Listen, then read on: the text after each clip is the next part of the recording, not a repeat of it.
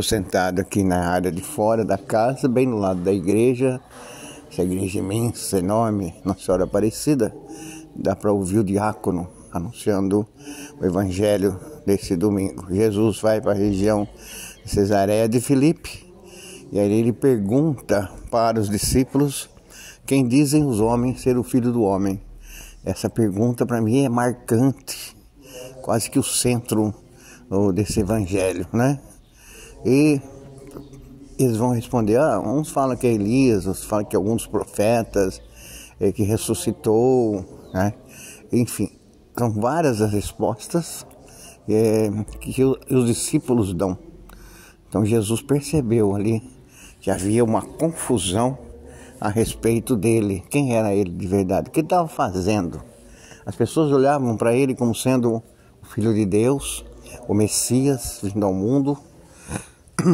Então Jesus percebeu que havia realmente uma confusão, até entre os discípulos.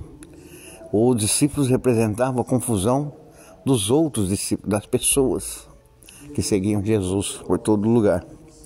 E Jesus então deve ter ficado assustado. Mas uma coisa é a gente saber o que os outros pensam de nós, né? Uma coisa é saber o que o grupinho da sua casa pensa de você, ou que o grupo amigo ali mais próximo pensa de você. Outra coisa é saber o que as pessoas aí de fora, que nos conhecem, que nos veem todos os dias, pensam de nós. Duas coisas totalmente diferentes. Então Jesus perguntou agora para os discípulos: se há uma confusão no meio do povo, e vocês, quem diz, que vocês falam, quem eu sou para vocês? Então Pedro vai responder: tu és o Messias. Tu és o Messias, tu és a promessa, né? É o Deus vivo que está entre nós. Pedro faz uma profissão de fé. Tu és o Messias, o verdadeiro Deus entre nós. Olha que interessante. De um lado, as pessoas, talvez mais simples, confundiam. Pedro fala em nome do grupo, dizendo que não há confusão entre nós. Sabemos que tu és o Messias, o Deus vivo que está entre nós. Então Jesus vai dizer: tu és Pedro. Não foi qualquer pessoa que revelou isso para você. Foi o Pai do céu, né? Deus que revelou isso.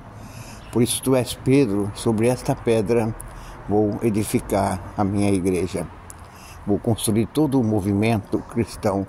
Você irá conduzir esse movimento, será responsável. E Pedro foi mesmo, né? A história fala que ele ficou realmente à frente do movimento de Jesus, tá certo? Olha que interessante, para mim ontem eu falava na missa que é preciso lermos o texto, que é o texto que nós sabemos desse evangelho. O contexto talvez seja de dúvidas. Jesus percebe que há uma dúvida, confusão, contexto de confusão, e a hermenêutica, como aplicar isso na nossa vida.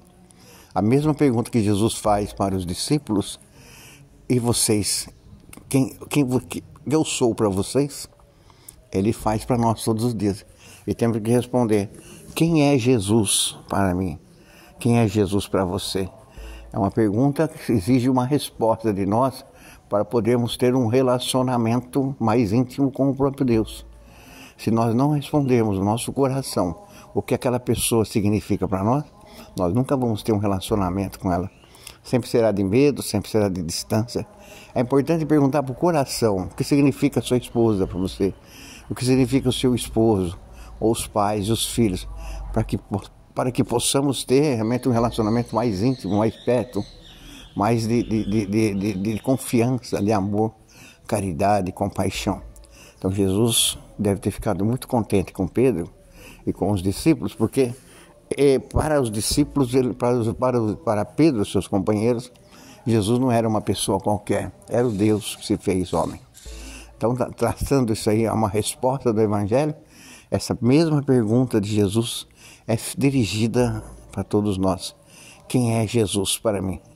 É necessário dar essa resposta lá no coração, para que possamos deixar Jesus entrar, ou dizer: não quero entrar, não quero que o Senhor entre. Se deixarmos entrar, seremos salvos. Se quisermos que Ele vá embora, seremos condenados pela própria vida que não teremos a presença do Salvador que se fez homem entre nós. Daí a pergunta, aí a chamada hermenêutica, que eu acho que é a hermenêutica desse evangelho de hoje. Te desejo um ótimo domingo e tenta responder no coração quem é Jesus para você. Beijo, tchau.